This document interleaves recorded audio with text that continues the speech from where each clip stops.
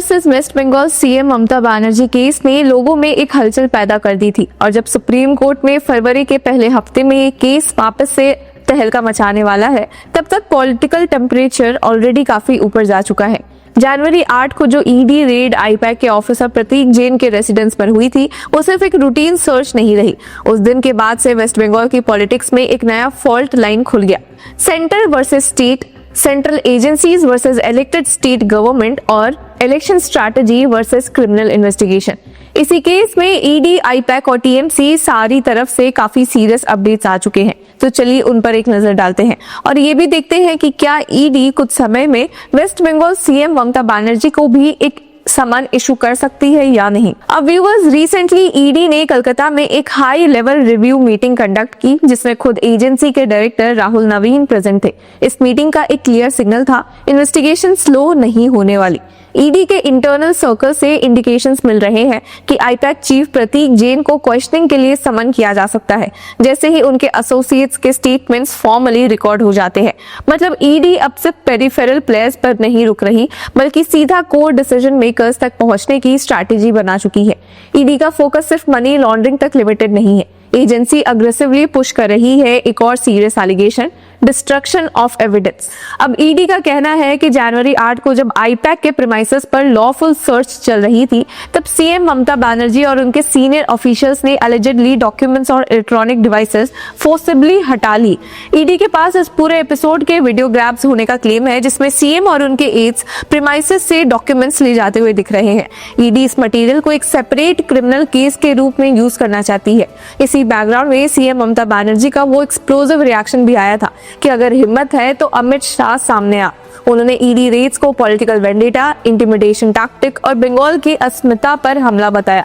अब टीएमसी का नैरेटिव बिल्कुल क्लियर है, ये सिर्फ एक लीगल एक्शन नहीं बल्कि इलेक्शन से पहले बीजेपी का प्रेशर टैक्टिक है। इसी के साथ व्यूअर्स, ईडी ने ममता बनर्जी को अपनी क्रिमिनल रिट पिटीशन में रिस्पोंडेंट नंबर 2 भी बनाया है जो सुप्रीम कोर्ट के सामने पेंडिंग है। इस पिटीशन में ईडी ने डिमांड की है कि जनवरी 8 के सर्च ऑपरेशंस के दौरान जो ऑब्स्ट्रक्शंस हुए उस पर स्ट्रिक्ट एक्शन लिया जाए। सिर्फ सीएम ही नहीं बल्कि state DGP Rajeev Kumar, Kolkata police commissioner Manoj Verma, DCP Priya Pratar Roy और सीबीआई को भी रिस्पोंडेंट्स बनाया गया है। यूनियन होम सेक्रेटरी और डीओपीटी सेक्रेटरी को भी पार्टी बनाया गया है जो केस को और भी कॉन्स्टिट्यूशनल सीरियसनेस देता है।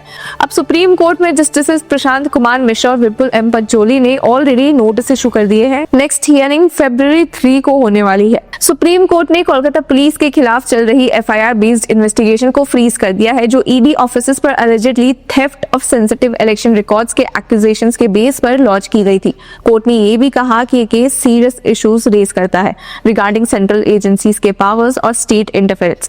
अब बेंच ने अपने ऑर्डर में क्लियरली रिकॉर्ड किया, according to us it is necessary to examine this issue so that offenders are not allowed to be protected under the shield of law enforcement agencies of a particular state.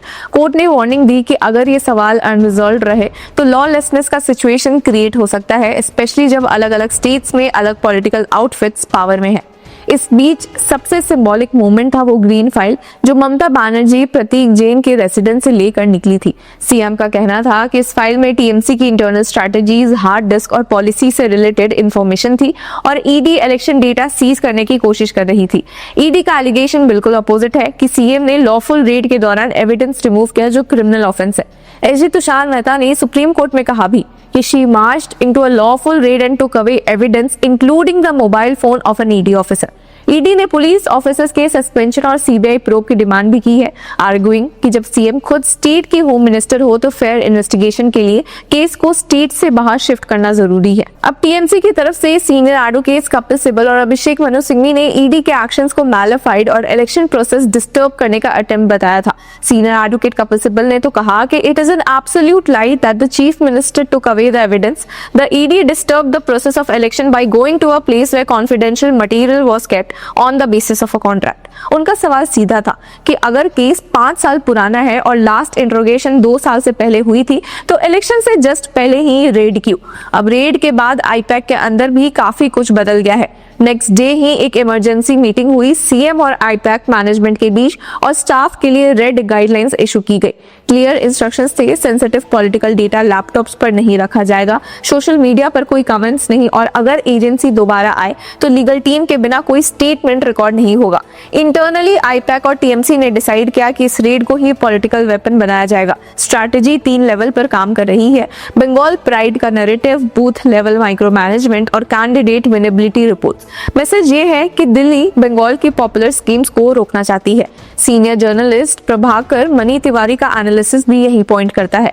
उनके मुताबिक if you attack the root that is handling your entire strategy, there is bound to be some effect, but it is premature to say how much. वो green file को भी एक messaging tool मानते हैं, optics, symbolism and counter narrative के लिए। पर वहीं ईडी का कहना है कि उनका इलेक्शन से कोई लेना देना ही नहीं है। उनका कोर केस लिंक्ड है ₹2742 करोड़ कोल स्मगलिंग स्कैम से। इस केस में प्राइम अक्यूज्ड अनूप माझी एलियस लाला है, जिसके ऊपर एलिगेशन है कि उसने ईसीएल लीज होल्ड एरिया से इलीगल कोल एक्सट्रैक्शन करके करोड़ का प्रॉफिट बनाया और उससे फैक्ट्रीज तक सप्लाई की। ईडी का क्लेम है कि इस इलीगल मनी का एक हिस्सा हवाला चैनल्स के थ्रू आईपैक तक पहुंचा, जिससे political campaigns including Goa assembly elections fund किए गए। अब ईडी के प्रेस रिलीज में क्लियर स्टेटमेंट था, one hawala operator linked to layering of proceeds of crime of coal smuggling had facilitated transactions of tens of crore of rupees to Indian political action committee.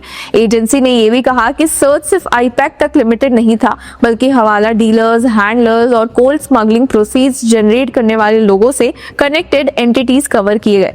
अब जनवरी 8 का दिन IUPAC staff के लिए किसी film scene से बिल्कुल कम नहीं था। एम्प्लॉइज के मुताबिक ईडी टीम ने एंट्री के साथ ही सबको एक हॉल में बैठा दिया, मोबाइल फोन्स कलेक्ट कर लिए और ऑफिस के डोर्स लॉक।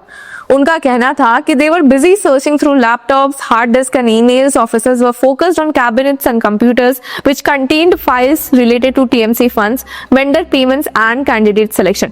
पूरा ऑफिस 5 से 6 घंटे तक स्कैन किया गया। अब इस पूरे लेटेस्ट अपडेट में सवाल ये है कि क्या ईडी, आईपैक और टीएमसी सब तैयार है? तो शॉर्ट आंसर है हाँ, और काफी अग्रेसिवली। टीएमसी ग्राउंड पर नैरेटिव शार्पन कर रही है, आईपैक इंटरनली डिफेंसिव भी है और स्ट्रेटेजिकली ऑफेंसिव भी। और जब ये मैटर फिर से सुप्रीम कोर्ट के सामने आएगा तो सिर्फ एक रेड का लीगैलिटी डिसाइड नहीं होगा, बल्कि ये भी टेस्ट होगा कि इंडिया के फेडरल स्ट्रक्चर में सेंट्रल एजेंसीज और इलेक्टेड स्टेट गवर्नमेंट के बीच लक्ष्मण रेखा कहाँ खींचनी चाहिए। तो व्यूअर्स, इस पूरे मुद्दे पर आपकी क्या राय है? Do let us know in the comment section. Until then keep following Law चक्र।